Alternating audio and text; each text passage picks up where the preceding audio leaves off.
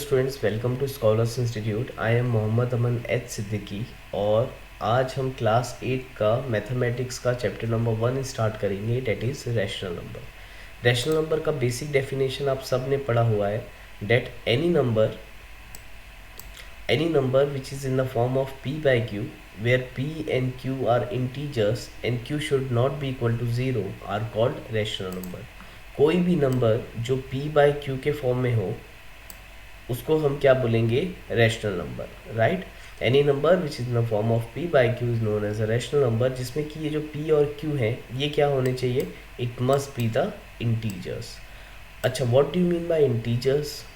Integers के बारे में भी आपने क्लास 7 में पढ़ा है। अगर नंबर लाइन हम ड्रॉ करें तो नंबर लाइन में अगर ये ज़ीरो है तो ज़ीरो के इधर सारे पॉजिटिव नंबर और ज़ीरो के इस साइड के सारे negative number are known as a integers. सारे पॉजिटिव नंबर और सारे के सारे नेगेटिव नंबर को हम क्या बोलेंगे? इंटीजर्स। ठीक है, तो हमने क्या पढ़ा? What are rational numbers? Any number which can be written in the form of p by q where p and q are integers. Integers का मतलब मैंने आपको बताया सारे नेगेटिव और सारे पॉजिटिव नंबर जो हम नंबर लाइन में प्लॉट करते हैं। And q should not be equal to 0। अब देखो ये बहुत इंपॉर्टेंट है, q should not be equal to 0। ऐसा क्यों? तो इसको भी समझेंगे। सबसे पहले यहाँ पर देखो, अगर मैं रैशनल नंबर को लिखता हूँ p upon q, any number which can be written in the form of p by q is rational number, जिसमें हमने एक कंडीशन डाल दी कि q should not be equal to 0। अब ऐसा क्यों कि q 0 नहीं होना चाहिए? ये इसलिए कि अगर q 0 हो गया, सपोज अगर q की जगह हमने 0 को रख दिया, तो anything divided by 0 in mathematics is always undefined. इसको हम क्या बोलेंगे? अनडिफाइंड। तो ये आप लोग याद रखो। मैथमेटिक्स में अगर कभी भी किसी भी नंबर के डिनोमिनेटर में 0 आ जाए तो डेट नंबर इज अनडिफाइंड, या उसको इनफिनाइट भी बोल सकते हो, क्योंकि हम उसको डिफाइन ही नहीं कर पाएंगे, राइट। तो याद रखना, कोई भी नंबर हो, लेट इट बी 2, तो हम कोई भी नंबर के डिनोमिनेटर में 0 को नहीं रख सकते। ठीक है, ये हमारी कंडीशन है, because anything divided by 0 is always undefined which is infinity. लेकिन इसका वाइजा वर्सा ट्रू हो सकता है। अगर मैं इसका जस्ट रिवर्स नंबर लूँ कि 0 divided by 2, can it be possible? Of course yes. Why? क्योंकि हमने रैशनल नंबर के डेफिनेशन में ये पढ़ा कि any number which can be written in the form of p by q where q should not be equal to 0। q 0 नहीं होना चाहिए, लेकिन p 0 हो सकता है, बिल्कुल हो सकता है। तो मैं अगर यहाँ p को 0 रख दूँ और q को हमने 2 रख दिया, तो ये 0 डिवाइडेड बाय 2 क्या हो जाएगा? It is nothing but 0। तो ये भी आप लोग के लिए नोट है, याद रखना, 0 divided by any number is always 0 and any number divided by 0 is always infinite। तो ये दो चीज़ मैथमेटिक्स में आप याद रखोगे, काफ़ी हायर क्लासेस तक आपको काम आएगी, राइट। कि 0 से अगर हम किसी भी नंबर को डिवाइड करते हैं तो इट विल गेट 0, और any number divided by 0 is always infinite, right. तो बैक टू आवर डेफिनेशन, हम अपने डेफिनेशन पे जाते हैं। So the number which can be written in the form of p by q where p and q are integers and q should not be equal to 0 are called rational number। Example 3 by 5, minus 2 by 7, 4 by minus 11 and minus 5 by upon minus 8। अब देखो, हमने अभी पढ़ा कि p और q कोई भी integer हो सकता है, तो ये माइनस में भी हो सकता है, प्लस में भी हो सकता है, दोनों डिनोमिनेटर और न्यूमरेटर माइनस में हो सकता है, कोई प्रॉब्लम नहीं, राइट। तो नेक्स्ट आपका है positive rational number. Now what is positive rational number? बहुत नाम से ही समझ में आ रहा है, जो रैशनल नंबर पॉजिटिव होगा उसको हम पॉजिटिव रैशनल नंबर बोलेंगे। एग्जांपल के लिए देखो, आपको यहाँ दिख रहा होगा 7/3। 7/3 में यहाँ कोई भी माइनस साइन नहीं है, तो ये हो गया आपका positive rational number. Next example दिया है -3 अपॉन -7। अच्छा, कभी भी याद रखना, अगर न्यूमरेटर में भी माइनस है और डिनोमिनेटर में भी माइनस है, तो ये माइनस साइन कैंसिल होके क्या बन जाते हैं? प्लस। तो -3 और -3 अपॉन -7 को हम कौन सा रैशनल नंबर बोलेंगे? Positive rational number. क्यों? क्योंकि न्यूमरेटर और डिनोमिनेटर से माइनस साइन कैंसिल हो जाता है। Again 2/3 is a positive rational number, -4 upon -7 is also a positive rational number, जिसमें से अगेन ये माइनस साइन कैंसिल हो जाएगा, right? So next is your negative rational number. Now what is negative rational number? जो rational number में minus का sign रहे, either numerator में रहे और डिनोमिनेटर में रहे, तो हम उसको बोलेंगे नेगेटिव रैशनल नंबर। एग्जाम्पल -5/9, ठीक है। अब देखो यहाँ पॉजिटिव यहाँ नेगेटिव, अभी कैंसिल नहीं हो सकता, तो हम इसको क्या बोलेंगे? It is a negative rational number. Again 3 upon -7, यहाँ डिनोमिनेटर में माइनस है, तो आप क्या बोल सकते हो इसको भी? Negative rational number. तो -4/5 is also negative rational number, और 2 upon -3 is also a negative rational number. Hopefully ये सारे बेसिक्स हैं, इसलिए मैं थोड़ा फास्ट जा रहा हूँ, आप लोग को समझ में आ रहा होगा। तो आगे बढ़ते हैं। नाउ नेक्स्ट, जो चीज़ मैंने अभी आपको थोड़ी देर पहले समझाई थी वही आपके बुक में लिखा है। The number 0 can also be return as 0/1, 0/2, 0/3। यानी 0 से अगर आप कोई भी नंबर डिवाइड करते हो तो you will always get an answer 0। तो आप 0 को कैसे भी लिख सकते हो, 0/1, 0/2, 0/3, कोई फर्क नहीं पड़ता। आया समझ में? ऑल्सो अगर 1 है तो 1 को हम 1/2 लिख सकते हैं, अगर 2 है तो 2 को हम 2/1 लिख सकते हैं, -1 है तो -1/1। ये भी आपने पढ़ा होगा, जैसे कि इंटीजर 3 है, मैं इसको 3 लिखूं या इसको मैं 3/1 लिखूं, क्या मीनिंग चेंज होगा? बिल्कुल भी नहीं। तो हमको ये पता चला कि किसी भी इंटीजर के डिनोमिनेटर में अगर आप 1 लिखते हो तो उसका मीनिंग चेंज नहीं होता। तो 3 कैन बी रिटर्न एज 3/1, वैसे -1 कैन बी रिटर्न एज -1/1, तो इट्स सेम, राइट? तो ये दो चीज़ें आप लोग याद रखोगे। Next, hence all integers whether positive, negative और 0 आर रैशनल नंबर। तो देयरफॉर जितने भी इंटीजर्स होंगे, अब जैसे इंटीजर्स यानी अभी हमने देखे सारे पॉजिटिव नंबर और सारे नेगेटिव नंबर, तो सारे के सारे इंटीजर्स भी रैशनल नंबर होंगे। क्यों? अगर मैं पॉजिटिव में कोई भी एक पॉजिटिव नंबर पकड़ूं, सपोज 5 एक इंटीजर है, of course it is a integer, तो क्या मैं इसको लिख सकता हूँ इट इज़ 5/1? बिल्कुल लिख सकते हैं हम। अगर मैं पॉजिटिव 5 को पकड़ूं तो मैं 5/1 लिख सकता हूँ, क्योंकि मीनिंग चेंज नहीं होगा। तो आप देखो, आप किसी भी इंटीजर को रैशनल नंबर के फॉर्म में लिख सकते हो। तो 5 कैन बी रिटर्न एज 5/1। ऐसे अगर यहाँ नेगेटिव से अगर एक नंबर हम पकड़े, सपोज -7, तो हम लिख सकते हैं -7 को -7/1, कोई प्रॉब्लम नहीं है। तो हमको यहाँ से क्या पता चला कि इन नंबर लाइन में आने वाले सारे नंबर्स भी रैशनल नंबर होंगे। क्यों? क्योंकि हम उसको रैशनल नंबर के फॉर्म में लिख सकते हैं, राइट? तो यही बताया है।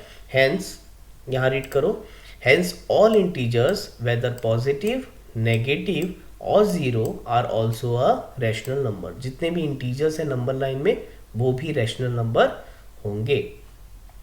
नेक्स्ट, अच्छा देखो, बहुत सारे स्टूडेंट्स मुझसे ये पूछ रहे थे कि सर बुक चेंज हुई है क्या? तो बुक चेंज नहीं हुई है। कॉर्डोवा के न्यू एडिशन में हो सकता है कुछ क्वेश्चंस कम किया है उन्होंने, तो उससे कोई फ़र्क नहीं पड़ता। आपके पास ओल्ड बुक भी है तो भी चलेगा, कोई प्रॉब्लम नहीं है, ठीक है?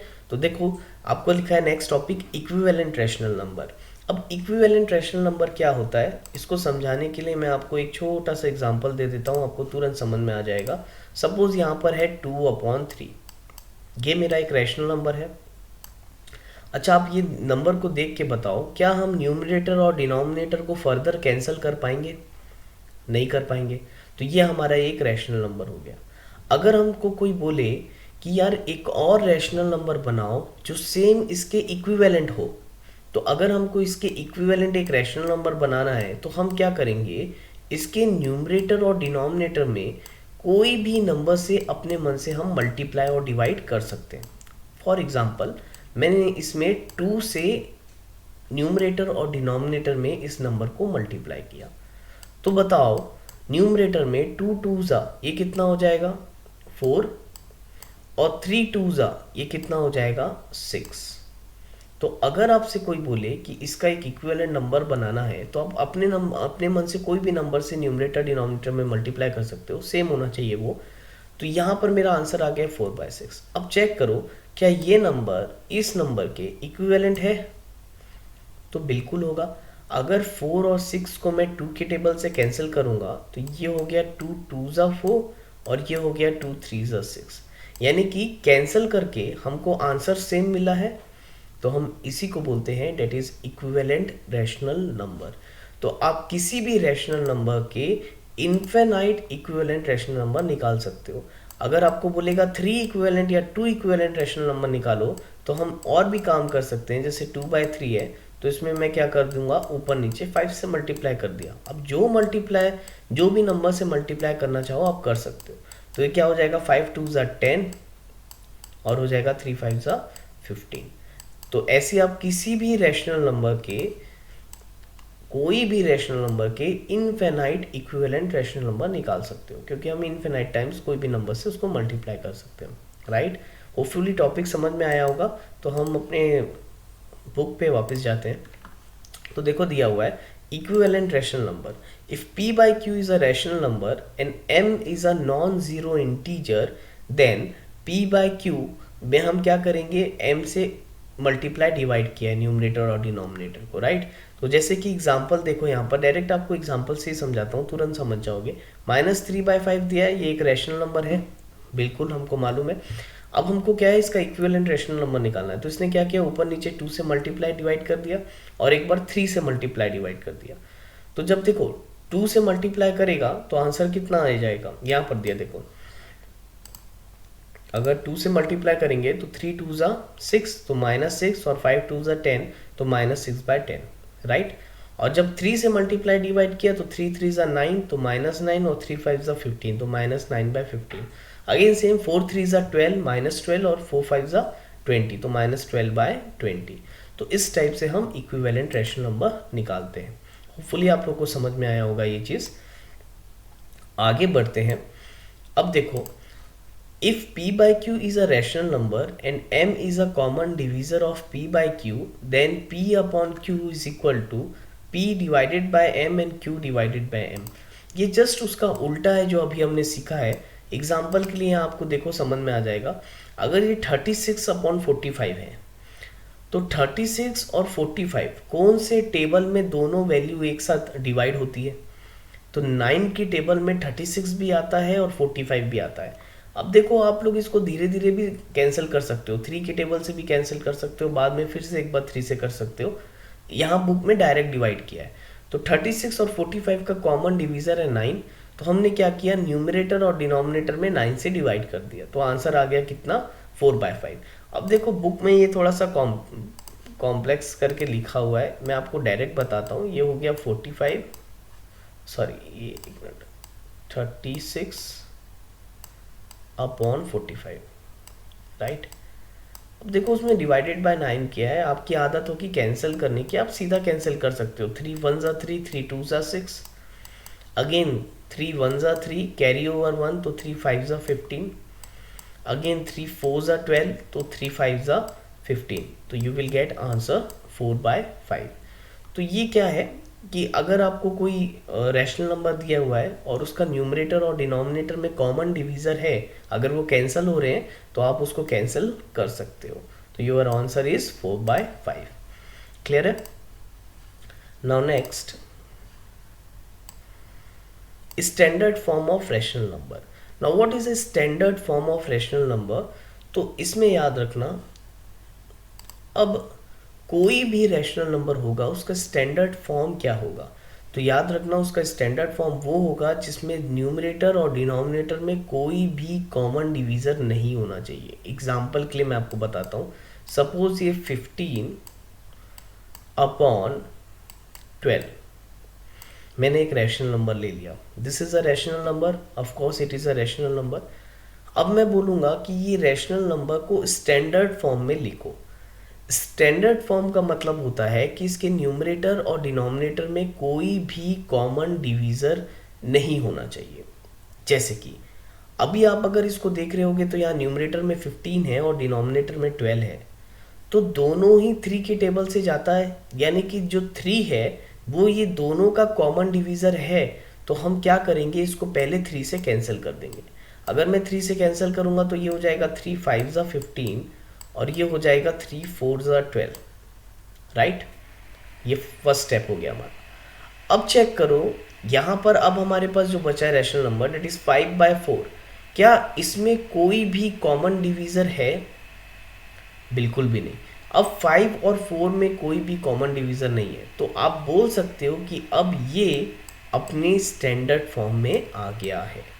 तो standard form of rational number का मतलब वो रैशनल नंबर्स जिसके न्यूमरेटर और डिनोमिनेटर के बीच में कोई भी कॉमन डिवीजर नहीं रहना चाहिए, और अगर है तो आप उसको कैंसिल कर दो, तो वो ऑटोमेटिकली स्टैंडर्ड फॉर्म में आ जाएगा।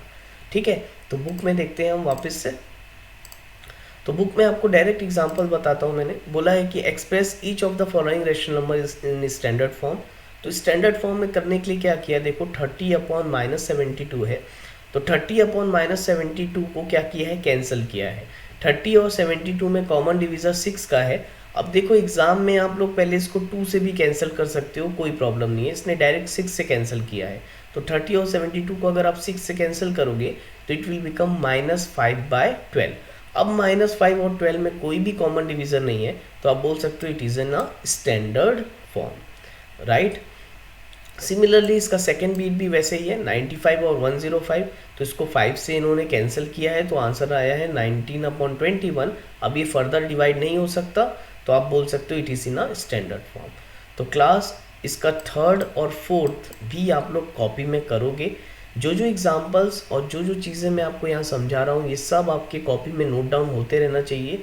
तो आज की क्लास में आपको कॉपी में क्या लिखना है मैं आपको ये बता देता हूँ। आप रैशनल नंबर का डेफिनेशन, आप rational number chapter number 1 rational number आप हेडिंग लिखोगे, राइट। उसके बाद रैशनल नंबर हेडिंग डालोगे, सेम यहाँ से यहाँ तक आप डेफिनेशंस लिखोगे, उसके एग्जाम्पल लिखोगे, राइट। उसके बाद उसके सब नीचे सब हेडिंग डालोगे, what is positive rational number, ये सब आपको लिखना है। और उसके बाद आप लिखोगे what is your negative rational number, example लिखोगे। और ये दोनों जो पॉइंट है, ये दोनों पॉइंट आप नोट करके लिखोगे, क्योंकि ये दोनों पॉइंट आपके बहुत इंपॉर्टेंट है हायर क्लासेस के लिए। तो नोट में आप ये दोनों पॉइंट लिखोगे कॉपी में अपने। उसके बाद इक्विवेलेंट रैशनल नंबर के लिए आप ये इक्विवेलेंट रैशनल नंबर हेडिंग डालेंगे, और उसके बाद ये लिखेंगे और एक एग्जाम्पल लिखेंगे इसका, राइट। नेक्स्ट उसके बाद आपको सीधा हेडिंग डालना है standard form of a rational number. Again standard form of a rational number लिखने के बाद आप डायरेक्ट ये एग्जाम्पल लिखेंगे, और एग्जाम्पल में फर्स्ट सेकंड जो मैंने समझाया ये करेंगे, और थर्ड भी अपने कॉपी में करेंगे, थर्ड फोर्थ ये चारों एग्जाम्पल ही अपनी कॉपी में आप लोग करेंगे। तो होपफुली यहाँ तक आपको आज के लेक्चर में समझ में आया होगा। इसके आगे हम कल कंटिन्यू करेंगे, नेक्स्ट जब भी आपकी क्लास है हम कंटिन्यू करेंगे। तो आज के लिए इतना ही, और अगर आप लोग को कोई भी डाउट है तो मुझे आप लोग व्हाट्सएप कर सकते हैं अपने ग्रुप में, तो होपफुली मैं आप लोग को रिप्लाई करूँगा। Thank you students.